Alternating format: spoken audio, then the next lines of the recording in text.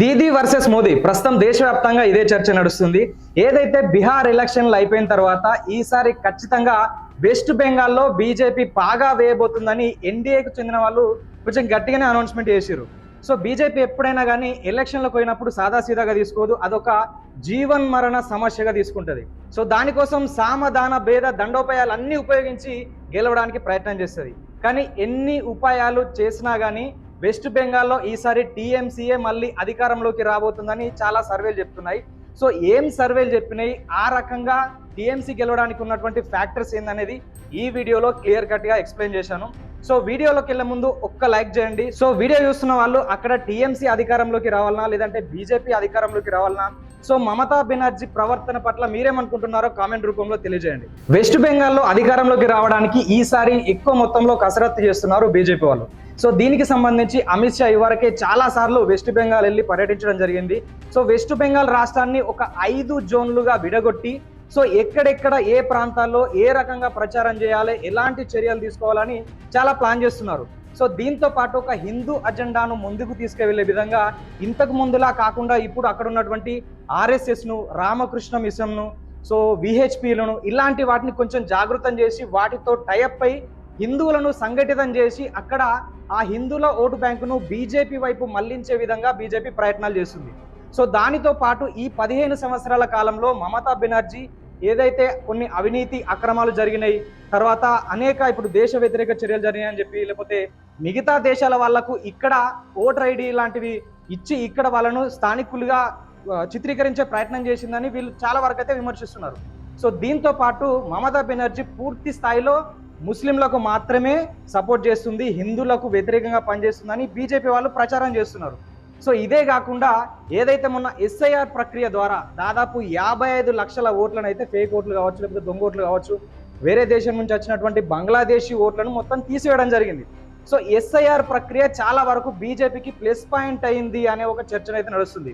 So కానీ SIR అనేది ఈ ఒక్కసారి కాదు, దాదాపు అంటే 10 సంవత్సరాలకు ఒకసారి ఎస్ఐఆర్ ప్రక్రియ నిర్వహిస్తారు. ఎందుకంటే సో మన దేశపోడేవాడు వేరే దేశపోడేవాడు వచ్చిండా, వచ్చి ఇక్కడ ఓటర్ ఐడి తీసుకున్నాడా అనేది ఓటర్ల జాబితా ప్రక్షాళన అనేది ఖచ్చితంగా జరుగుతుంది. కాకపోతే ఇది బీజేపీ ఫేవర్ గా, అంటే బీజేపీ ప్లస్ పాయింట్ అవుతుందని చాలా మంది అయితే వాదిస్తున్నారు. ఇదొక పాయింట్. సో ప్రస్తుతం ఏదైతే 292 స్థానాలు ఉన్నాయో దీంట్లో దాదాపు 169 స్థానాల్లో బీజేపీ పక్కా గెలుస్తుంది. సో మిగతా 48 స్థానాల్లో కొంచెం హోరాహోరీ ఉంటుంది, అంటే టీఎంసీ వాళ్ళు గెలిచే ఆస్కారం ఉంది. కాకపోతే మిగతా 83 స్థానాల్లో పక్కా టీఎంసీ గెలిచే ఆస్కారం ఉంది. అంటే మనకు దాదాపు 180 నుంచి 200 వరకు సీట్లు ఖచ్చితంగా బీజేపీ గెలుస్తుందని బీజేపీ వాళ్ళు ధీమాతోని ఉన్నారు. సో ఇది బీజేపీకి ఉన్నటువంటి ప్లస్ పాయింట్లు. సో మరి మమతా బెనర్జీ గెలవడానికి ప్రభావితం చూస్తున్నటువంటి అంశాలు ఏంటంటే, ముఖ్యంగా ఈమె మహిళా ముఖ్యమంత్రి క్యాండిడేట్ కావడం, 15 సంవత్సరాల నుంచి పరిపాలన చేస్తుంది కాబట్టి ఈమె ఒక మహిళ కాబట్టి, సో మహిళలకు సంబంధించినటువంటి సంక్షేమాభివృద్ధి పథకాలు ఎక్కువ మొత్తంలో ప్రవేశపెడుతుంది కాబట్టి సో వాళ్ళ ఓటు బ్యాంకు గంపగుత్తగా ఈమెకే పడతాయి. సో దాంతో పాటు 30% అక్కడ ముస్లిం ఓటు బ్యాంక్ ఉంటుంది.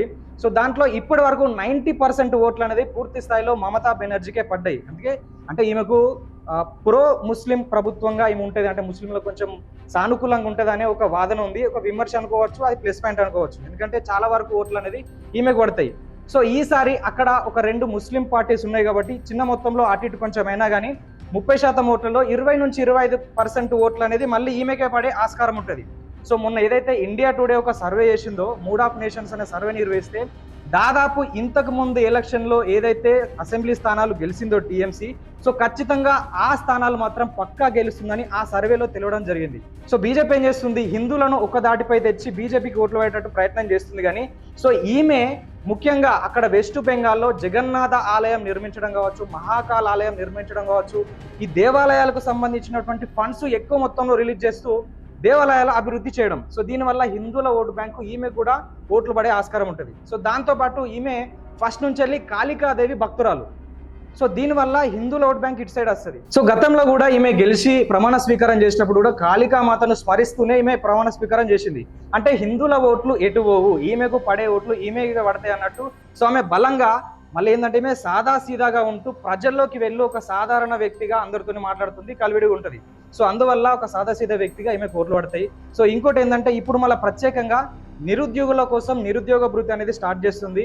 ఈ ఆశా వర్కర్లకు, అంగన్వాడీల కోసం ప్రత్యేకమైనటువంటి అమౌంట్ కేటాయించడం, ఈ నగదు బదిలీ, స్త్రీల కోసం ప్రత్యేకంగా నగదు బదిలీ పథకాలను ప్రవేశపెట్టడం. సో ఇవన్నీ ఒకెత్తైతే బీజేపీ ప్రాంతీయవాదాన్ని, ప్రాంతీయ సంస్కృతి సాంప్రదాయాలను వ్యతిరేకించే పార్టీ అని గట్టిగా ప్రజల్లోకి తీసుకెళ్తుంది. ఈ బెంగాలీ సెంటిమెంట్ ఏదైతుందో, సో దీన్ని మమతా బెనర్జీ గారు గట్టిగా వాడుతారు. సో మనం తెలంగాణలో చూసుకోవచ్చు, లేదంటే తమిళనాడులో తమిళ్ వర్సెస్ హిందీ, ఆర్య వర్సెస్ ద్రవిడ, సో నార్త్ వర్సెస్ సౌత్ అన్నట్టు వాళ్ళు గట్టిగా ప్రచారం చేస్తారు. సో ఇక్కడ కూడా మమతా బెనర్జీ ఈ బెంగాలీ సెంటిమెంట్ ను ప్రజల్లోకి గట్టిగా తీసుకెళ్లే ప్రయత్నం చేస్తుంది. బీజేపీ వాళ్ళు వస్తే ఇక్కడ సాంస్కృతిక సాంప్రదాయాలు, భాష మొత్తం మట్టి కలిసిపోతాయి అన్నట్టు ఈమె ప్రజల్లోకి తీసుకెళ్లి వాళ్ళని విమర్శించే ప్రయత్నం చేస్తుంది. సో మన జరిగిన ఏదైతే ఇన్సిడెంట్ ఉందో, ఈ వందే భారత్ ట్రైన్లో గౌహతి నుంచి కోల్కతా వెళ్ళే ట్రైన్ ఉంటుంది కదా, సో దాంట్లో పూర్తి స్థాయిలో వెజ్ మీల్స్ పెట్టడం పట్ల సో బెంగాలీలు పూర్తి స్థాయిలో, అంటే దాదాపు ఈ కౌసు లేనిది, చేపలు లేనిది తినరు.